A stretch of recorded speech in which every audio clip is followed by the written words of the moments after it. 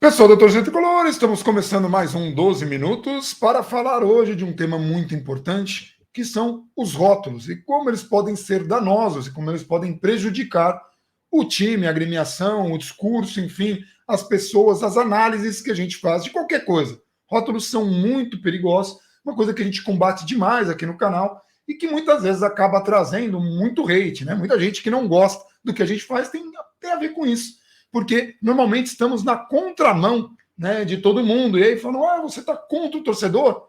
Isso já passa a ser um rótulo. E aí qualquer coisa que a gente fala passa a ser encaixado nesse rótulo. Isso serve para o nosso trabalho, serve para outras pessoas que fazem trabalho de cobertura de São Paulo, sejam jornalistas, sejam outros influenciadores, ou sabe-se lá como se chamam todas essas pessoas que fazem trabalhos diferentes, diversos, né? Isso sobre o São Paulo serve para jogadores, técnicos, diretoria, enfim, serve para a vida. A gente hoje está vivendo uma era do culto ao amador, então todo mundo hoje tem espaço para falar, isso é muito legal, tanto quanto é perigoso, né? A gente viu aí recentemente a polêmica no corte lá do Flow, né? No programa do Flow, que é um podcast que ainda é um dos que tem mais audiência, talvez seja ainda o que tenha mais audiência, mas que teve toda uma polêmica que foi antecipado há quase 2 anos antes, com o Rogério Skylab falando, cara, olha, eu entendo que vocês queiram que isso daqui, eu estou fazendo uma paráfrase aqui, não foi exatamente isso que ele falou, mas ele disse, isso daqui é jornalismo.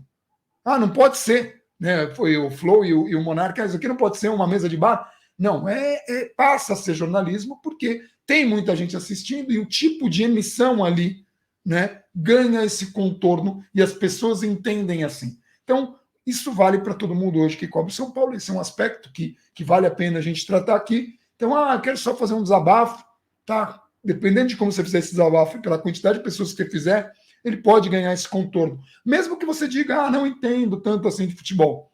Então, uma coisa que a gente se preocupa aqui, que é um mote do canal Fala Bandana, todo mundo aqui é apaixonado pelo São Paulo e faz sacrifício. Vocês sabem bem disso. Ficamos sócios do clube, somos sócios torcedores, consumimos produtos do clube, a gente compra ingresso, mesmo quando a gente vai como imprensa, porque a gente vai como imprensa para fazer um trabalho, para tentar melhorar a nossa capacidade de transmitir a realidade. Né? O foco nosso é tentar trazer ali os aspectos da realidade. Então são coisas, são preocupações que a gente tem e que eu posso estender a família Fala Bandana aí, que é o Regis Romualdo, com aspirantes SPFC, que faz um trabalho muito semelhante, mas de cobertura de base, e o Alexandre Gisbert, que para mim é o cara que faz o melhor trabalho de todos hoje no São Paulo, com anotações tricolores. Eu incluo até o meu trabalho para fazer essa comparação. O Ale, assim, está num outro campo. Né? Quando a gente coloca esses rótulos, a gente tem quando a gente combate esses rótulos, a gente tem muito critério. Então, por exemplo, eu faço análises aqui no canal e para fazer essas análises, eu trouxe uma pessoa extremamente competente, que hoje faz parte. Hoje aqui a gente tem essa coisa no canal. Eu comecei antes, mas quando a gente começou mesmo, o Fala Bandana, eu comecei antes da chegada dele, e quando ele chegou, ele trouxe essa qualidade, que é essa capacidade de enxergar taticamente o jogo, que é o Gabriel Perecini. Ele tem uma visão muito do macro, do micro, ele consegue enxergar os atletas individualmente, ele consegue fazer as variações táticas na cabeça dele, quais são as intenções do técnico, o que propõe o técnico adversário, ele assiste demais os jogos internacionais para fazer as comparações. Então é um cara que estuda futebol, vive futebol, vivencia futebol o tempo todo. Então quando ele faz uma análise, ele faz ela com muito critério. E ele vai fugir dos rótulos. Aliás, os rótulos costumam tirar o humor dele, assim como quando o São Paulo joga mal. E quando ele tem essa antipatia, muita gente já não quer escutar o que ele tem para falar, porque ele é muito antipático, ou ele me bloqueou, ou ele não tem senso de humor. Ele até tem, mas é muito raro a gente ver, só quem convive muito com ele, eu, porque a gente é família já, mas poucas pessoas veem o Gabriel de bom humor, mas a culpa não é dele, é de São Paulo. Se São Paulo tivesse num momento melhor, talvez vocês vissem mais desse Gabriel. O lance é que o Perecini, ele faz essa análise e traz essa qualidade e nos ajuda a entender determinados aspectos. Eu, por exemplo, faço um trabalho diferente de olhar essa questão de diretorias, de olhar o contexto comunicacional do clube, que é uma coisa que me pega muito. Penso que São Paulo erra muito na comunicação. Em algumas coisas da estrutura administrativa, são coisas que são muito do meu interesse. E no aspecto coletivo, do jogo a jogo, do como cada jogador sente um resultado, ou como eles comunicam isso, como eles falam, como eles se relacionam com o técnico. Essas relações humanas são muito mais minha praia, são muito mais o que me encanta no esporte. Essa diferença entre eu e ele nos permite fazer uma análise muito apurada do que acontece dentro do São Paulo. E quando a gente faz essa análise, fugindo dos rótulos, a gente acaba caindo em algumas armadilhas. Por quê? Porque estamos vivendo na era das simpatias e das antipatias. Então, por exemplo, esse vídeo foi provocado numa das lives. Jogador é nota 5, esse jogador. Quando você coloca uma nota no geral do jogador, por maior que seja o critério, ela pode ser uma armadilha no sentido em que, a partir de então, tudo que o jogador fizer vai ser encaixado nessa coisa do é nota 5. Então ele pode até fazer um bom jogo, o time não vai bem, mas ele fez ali o que se propunha a fazer, ou o que ele foi orientado a fazer, mas ele é um jogador nota 5, ele é um jogador que eu não gosto. E como as pessoas hoje, todas as pessoas, de modo geral, em função de ter essa polarização, de ter internet, as pessoas procuram muito mais viés de confirmação do que realmente informação, né? Volto a falar, gente, está na época do culto ao amador. Quanto mais informação você traz, mais você acaba sendo repelido. Você está sendo prepotente, você está sendo arrogante, que só você acha que entende. Não, não é isso. Eu estou trazendo aqui critérios. Tente se ater aos critérios, tente se ater aos argumentos, tente entender que quando a gente combate uma coisa, a gente não combate pessoas, a gente combate argumentos, porque ideias são perigosas. E, infelizmente, nós temos uma diretoria que é muito amadora. Essa é amadora. E as antecessoras eram também nesses últimos 10 anos. Então nós temos aí diretorias que trazem um jogador, não porque o técnico quis, trazem a revelia do técnico. O treinador não quer, mas a torcida quer. E aí a diretoria quer agradar a torcida. E aí não faz muito sentido. Uma diretoria tem que ser racional, tem que entender se um treinador está fazendo um bom trabalho dentro do contexto do que o São Paulo pode apresentar e não do que o São Paulo imaginário, da romantização, o São Paulo que teve Raí, que teve Careca, que teve Miller, que teve Zete, que teve Rogério Ceni, que hoje é técnico. Não é mais Mineiro, Josué, não é mais esse São Paulo. Porque o São Paulo dessas épocas pagava suas contas em dia. São Paulo, quando contratava, pagava os jogadores. São Paulo tinha um nome a zelar, tinha palavras, as coisas aconteciam como eram prometidas. Hoje o clube não é mais isso.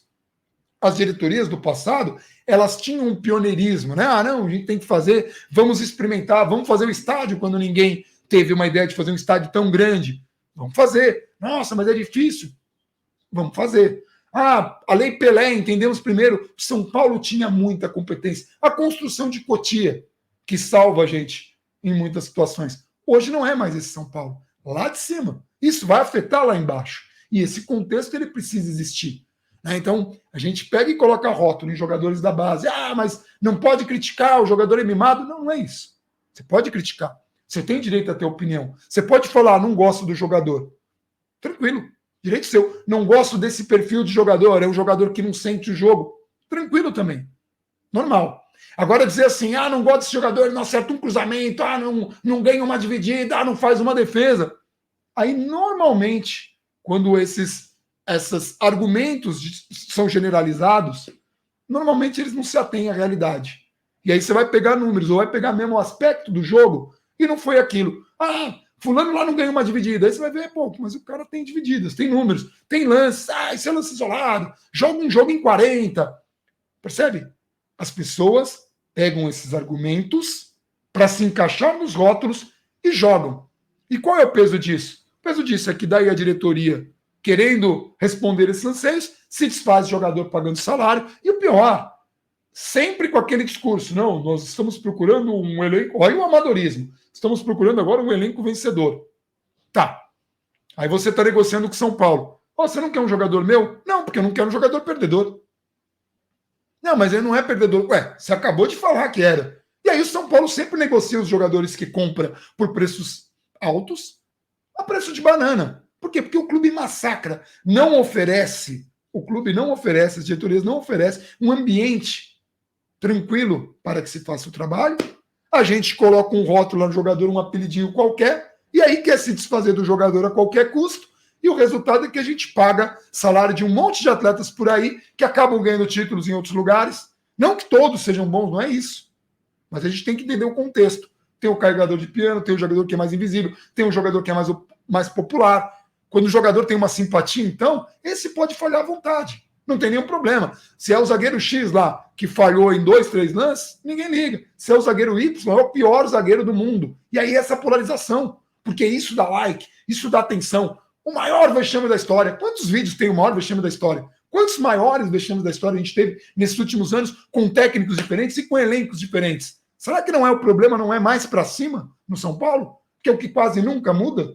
E por que a gente não olha para esses problemas? Ou porque poucos olham? Porque a gente vê ali, no campo, aquele jogador, não gosta, vou dar uma nota para ele e acabou. Às vezes um treinador ruim faz um trabalho bom. E é isso que a gente procura fazer aqui no canal. Então sempre que vocês forem assistir aqui o canal, tenham paciência com o que a gente fala e combatam, se vocês entenderem que está errado, né, debatam aquilo que a gente fala. Não inventem argumentos para falar do que a gente está dizendo, não tentem dizer coisas que a gente não disse, ou não tentem falar, vocês estão defendendo muito. Não, não, a gente está tentando só simplesmente manter o São Paulo saudável. A gente está explicando por que fulano não é o pior jogador da face da terra, fulano fez um bom jogo, apesar de não ter aparecido tanto, o que não aconteceu, né, de bom ali, por que não deu certo, por que aconteceu um empate, não uma vitória, por que aconteceu uma derrota, por que perdemos um título. Tem muitas nuances, tem muito contexto que vão além desses rótulos. E se a gente tem um rótulo, a gente acaba ficando refém deles e a gente nunca analisa o que o jogador faz de fato, de modo honesto. Então, assim, todo mundo tem direito a ter a própria opinião. Mas o que a gente não pode é simplesmente inventar fatos. Inventar fatos, a gente prejudica o clube. Mas é isso. Enfim, um vídeo breve só para falar de um aspecto importante. Provavelmente vou revisitar esse tema. Peço aí para que vocês compartilhem o vídeo, mais do que isso. Comentem. O que vocês acham, o que vocês não acham, quem vocês gostam, quem vocês não gostam, o que vocês gostam aqui no canal. Eu vou ficando por aqui. Um abração para todo mundo e até o próximo vídeo.